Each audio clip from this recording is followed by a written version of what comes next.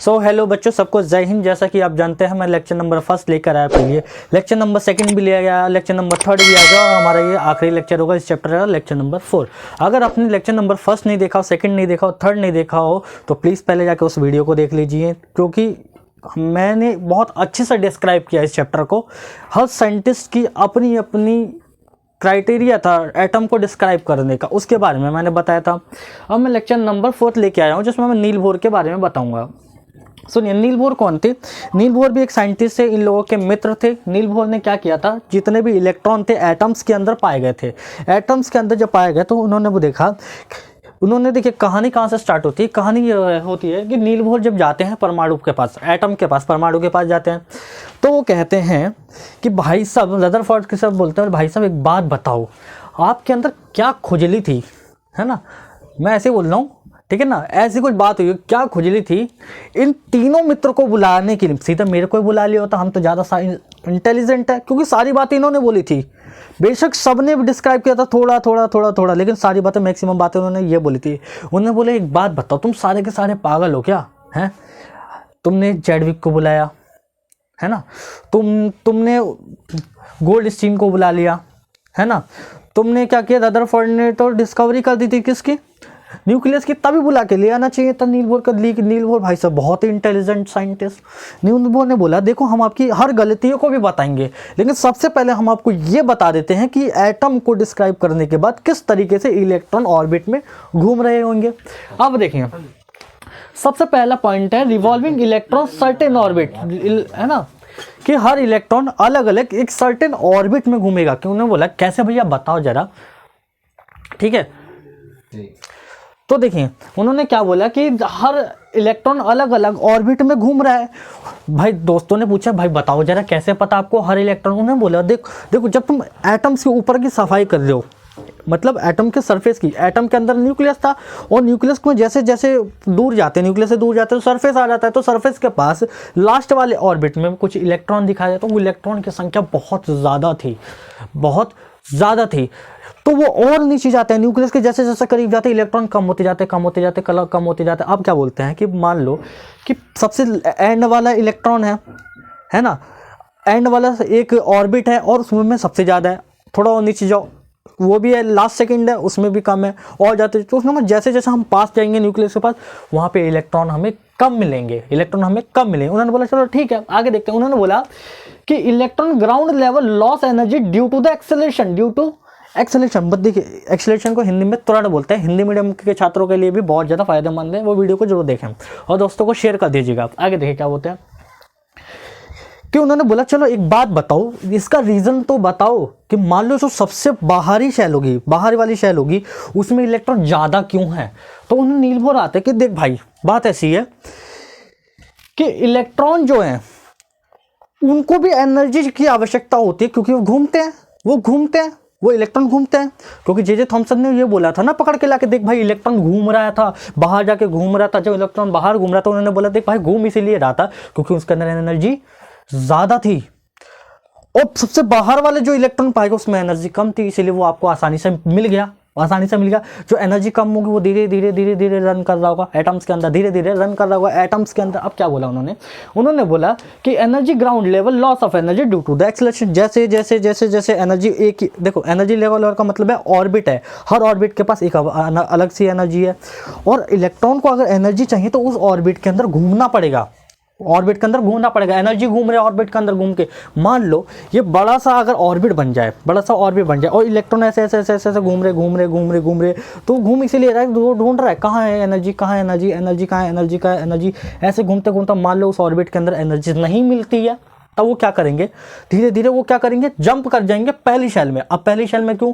क्योंकि न्यूक्लियस एक क्या करता है, सारे इलेक्ट्रॉन को बाउंड करके रखता है, जोड़ के रखता है, कहता मैं नहीं जाने दूंगा, मेरे पास ज़्यादा ताकत है। आगे क्या बोलता है कि देखिए उसने बोला कि इलेक्ट्रॉन जो होते हैं टोटल मैं बता रहा हूँ 3 पार्टिकल होते हैं, इलेक्ट्रॉन होता है, प्रोटॉन होता है, न्यूट्रॉन होता है। न्यूट्रॉन जो होता है नल चार्ज होता है, कोई चार्जर नहीं होता, कोई फायदा नहीं है। चैडविक साहब ने तो ढूंढ के रख दिया, बस हमें इसके बारे में मत्थाबेजी कर रहे हैं, पढ़ रहे वजह। आगे देखिए इलेक्ट्रॉन की डिस्कवरी जे थॉमसन ने कर दी। अब देखिए आगे क्या होता है, अब electron circular orbit energy level energy losses, ये मैंने बता दिया जैसा कि भाई अलग अलग इलेक्ट्रॉन जो है सर्कुलर ऑर्बिट में कर रहे हैं, जैसे जैसे घूमेंगे एनर्जी को लॉस करेंगे, जैसे जैसे घूमेंगे ऑर्बिट में एनर्जी को लॉस करेंगे। अब ये क्या है, each energy level fix amount of energy, मैंने बोला था ना, उन्होंने यही बात तो बताई थी, नील बोर ने यही बात तो बताई थी कि जितने जितने एनर्जी इलेक्ट्रॉन है एक अलग अलग ऑर्बिट में घूम रहे हैं, वो अलग अलग ऑर्बिट में घूम रहे हैं, इसलिए क्योंकि काबिलियत ही उतनी है। कहते हैं तुम्हारे पास एनर्जी है तो पहले वाले शेल में चले जाओ, ज़्यादा है तो दूसरे कम है दूसरे में चले जाओ, तीसरे में चले जाओ, चौथे, जो जैसे जैसे इलेक्ट्रॉन की संख्या बढ़ती है वैसे वैसे एनर्जी लेवल बढ़ता है। बात समझ में आ रही है? अब देखिए क्या हुआ, no change energy level atom stable. Orbit के अंदर, एटम्स के अंदर जो भी ऑर्बिट है उसके ऑर्बिट के अंदर हर एक एनर्जी लेवल है। इस इलेक्ट्रॉन को एनर्जी चाहिए वो इस लेवल में रहेगा, इस वाले लेवल में, दूसरे इलेक्ट्रॉन को चाहिए वो इस लेवल में रहेगा, इस तरीके से हुआ। अब देखिए मैं थोड़ा सा आगे और बता रहा हूँ आपको, ठीक है, ध्यान दीजिएगा।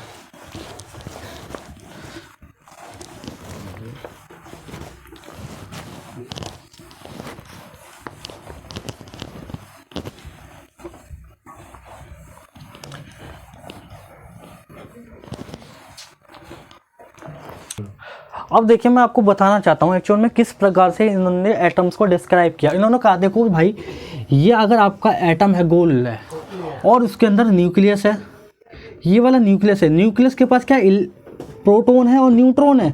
सुनिए ध्यान से, प्रोटॉन है और न्यूट्रॉन है। किसने बोला था? नील बोर ने बोला था प्रोटॉन है और न्यूट्रॉन है।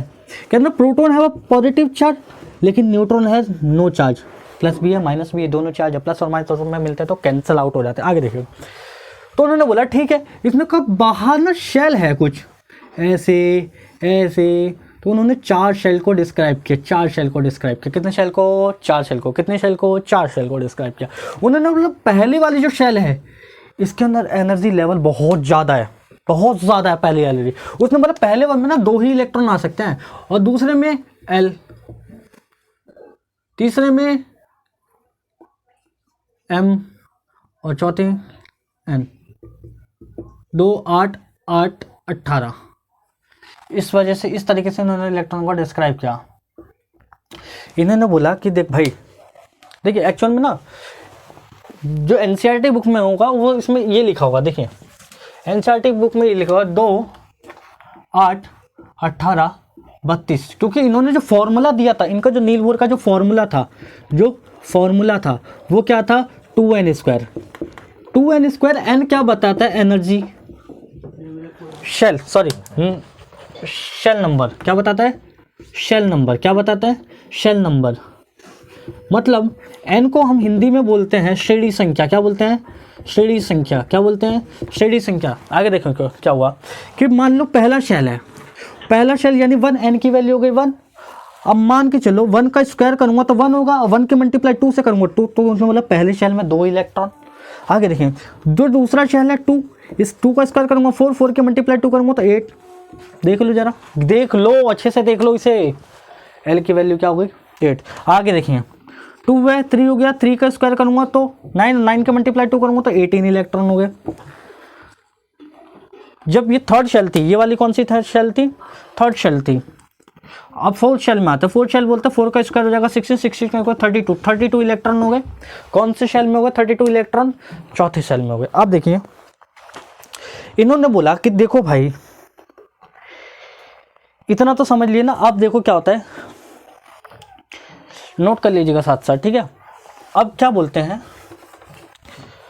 कि देखो भाई, आप कैसे बताओगे, इन लोगों ने बोला आप कैसे बताओगे कि इलेक्ट्रॉन अभी यहाँ है। आपने बोला कि एनर्जी लेवल तो कम हो जाएगी, जब भी एनर्जी तो लेवल सेम रहेगा, फिक्स रहेगा, लेकिन इलेक्ट्रॉन की एनर्जी कम हो जाएगी।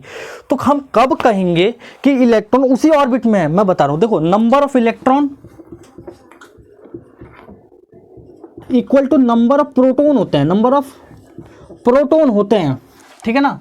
लेकिन number of proton is not equal to number of electron. एक बात ध्यान रखिएगा, proton is not equal to number of electron. Number of electron, बात ध्यान रखिएगा कि इलेक्ट्रॉन प्रोटॉन के बराबर होता है, लेकिन प्रोटॉन इलेक्ट्रॉन के बराबर नहीं हो सकता। एटॉमिक नंबर, एटॉमिक नंबर, अब सुनिए एटॉमिक नंबर क्या होता है? Atomic number equal to number of proton. Atomic number number of proton के बराबर होता है, लेकिन नॉट इक्वल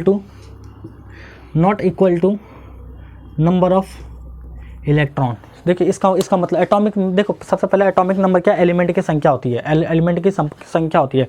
एलिमेंट संख्या क्या बोलता है, ये एटॉमिक नंबर है, पीरियोडिक टेबल में है, और वहाँ पे अगर पीरियोडिक टेबल उठा के देंगे टोटल 118 एलिमेंट है। टोटल 118 एलिमेंट के नीचे नीचे एक एक संख्या लिखी हुई है, हाइड्रोजन पहला, हीलियम दूसरा, लिथियम तीसरा, है ना, इसी तरीके से संख्या लिखी हुई है। तो उन्होंने बोला कि वो सारी के साथ जिस संख्या पर जो एलिमेंट रखा हो उसे बोला एटॉमिक नंबर। एटॉमिक नंबर को Z से डिनोट किया जाता है, पहली बात। न्यूट्रॉन को स्मॉल n से डिनोट किया जाता है, प्रोटॉन को स्मॉल p से, और इलेक्ट्रॉन को E से। बात समझ में आएगी। अब देखिए, और एक A और होता है, A का मतलब होता है मास नंबर, मास नंबर यानी मास संख्या, द्रव्यमान, द्रव्यमान संख्या क्या बोलता है, द्रव्यमान संख्या, द्रव्यमान संख्या। तो अभी के लेक्चर में सिर्फ इतना ही। अब आगे वाले लेक्चर में हम आपको बहुत अच्छे से और थोड़ा सा डिटेल में पढ़ाएंगे। रदरफोर्ड की गलतियां बतानी है, इन्होंने सारी की सारी गलतियां बताई थी, मैं आपको डिटेल में बताऊंगा। लेक्चर नंबर 5 की और हमें ज़रूरत पड़ेगी, ठीक है। तो उसके हम वैलेंसी निकालना सिखाएंगे, आइसोटॉप्स सिखाएंगे और आइसोबार सिखाएंगे इसके अंदर। तो हमारे चैनल पे बने रहिए, चैनल को लाइक कर देना, सब्सक्राइब कर देना, सभी बच्चों को शेयर कर देना ताकि सारे बच्चे अच्छे से देखें। और लॉकडाउन का समय है तो घर पे बैठे रहे, वीडियो देख के पढ़ाई करिए। तो थैंक यू वेरी मच, जय हिंद।